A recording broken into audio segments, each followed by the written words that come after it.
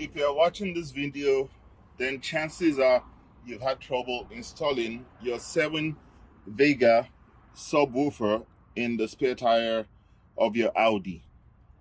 Cerwin Vega says for you to use this attachment to replace the one that comes with your car, but the problem is, I'll show you in a minute,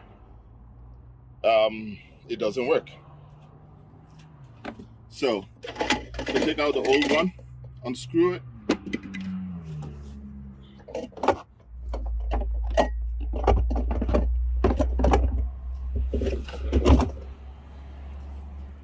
take the wheel out,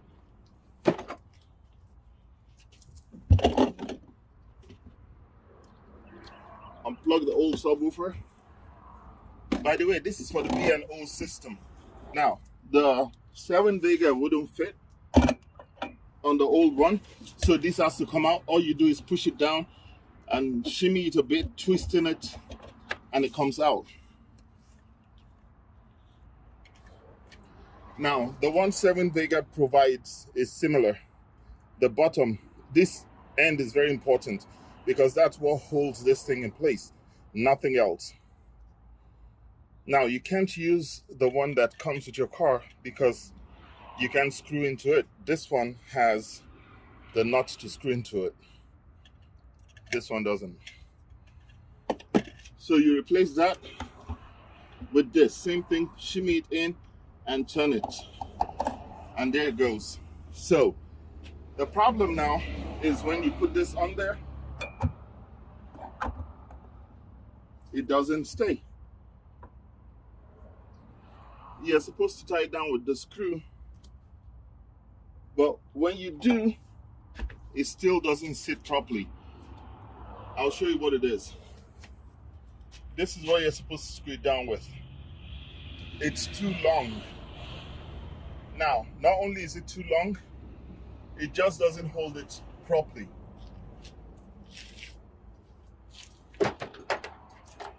On the internet, what I found people doing is they suggested turning it upside down, and this, the butterfly, replaces this. These two little prongs that are supposed to hook on the car are replaced by the butterfly of the screw provided. So the suggestion was to turn it upside down and then use this one from the top. So what they suggested is do this.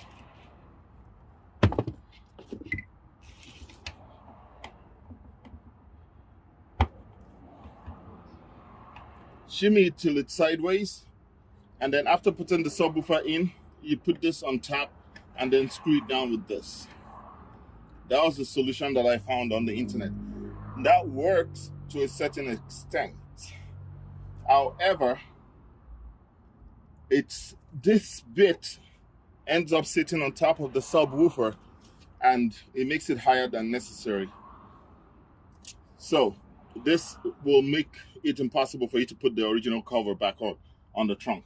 So what I found is this is not permanent really. With a plier and a wrench, you can undo this like I've done here.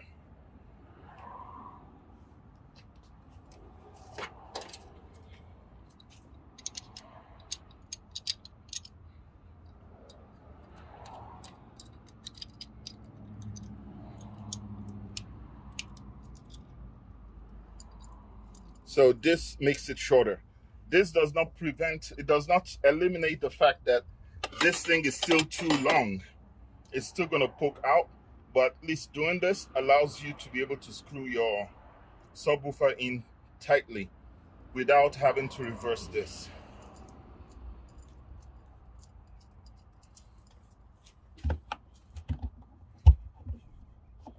So that's the adapter.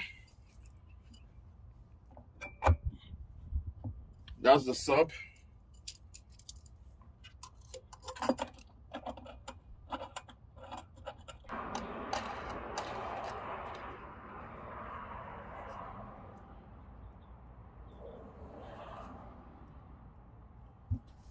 like that. Now it's moving around simply because I haven't put the wheel in first. I wanted to demonstrate this, so I'm going to put the wheel in and try this method and see if it holds it in place, and then I'll finish the video then. I should mention the tire needs to be turned upside down. It needs to be flipped upside down for you to install the Cerwin Vega subwoofer. The old one, the one that comes with the car, is actually underneath the spare tire. This one has to be sitting on top, inside the spare tire. So with the tire there now, the sub sits firmly.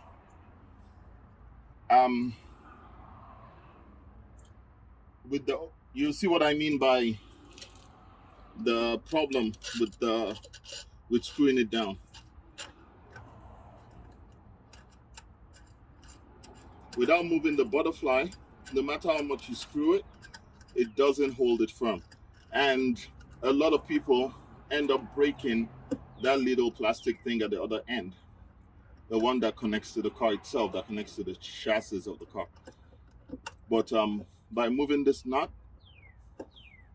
you eliminate that problem.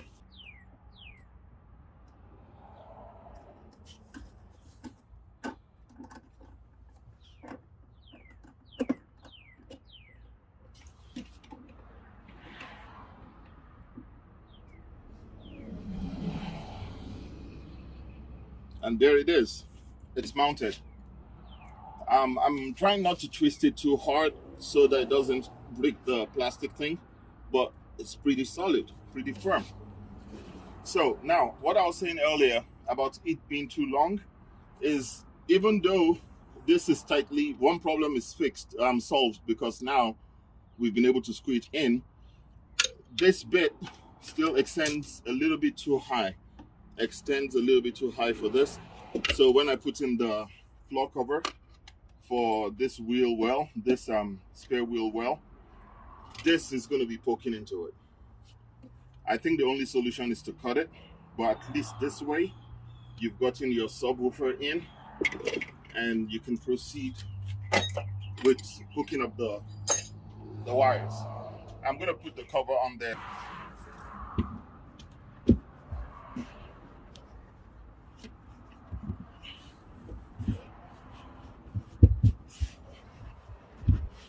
See, there's that little gap because the nut is pushing on the cover from here and you can't totally get it to come down.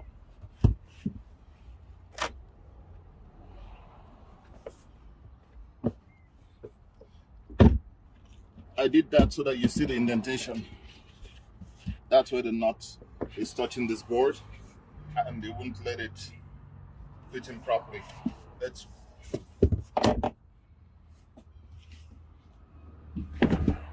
So I'm gonna now try to hook up the wiring, and maybe I'll make a second video, but I hope this helps somebody.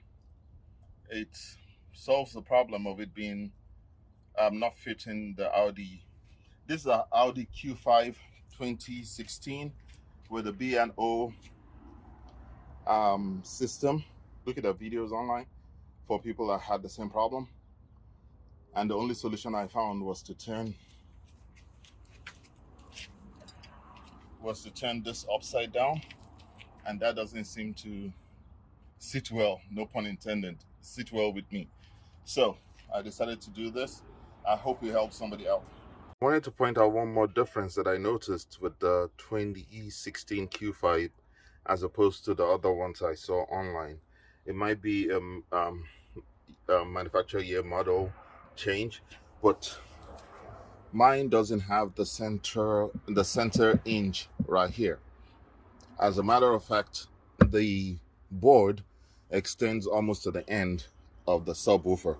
So the center hinge that was recommended to be removed by some people for some cars doesn't apply to MY 2016.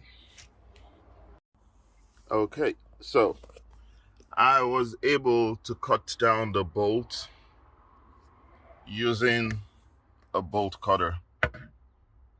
This is all I used, and I was able to cut it down.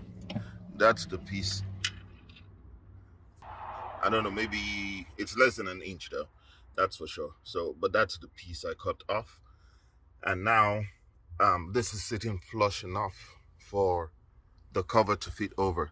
Now you'll probably have to file down the piece on here because it's sharp and it could give you a nasty cut if you're not careful. But yeah, that's looking good. So now with the cover on, it's flush. It's totally flush now.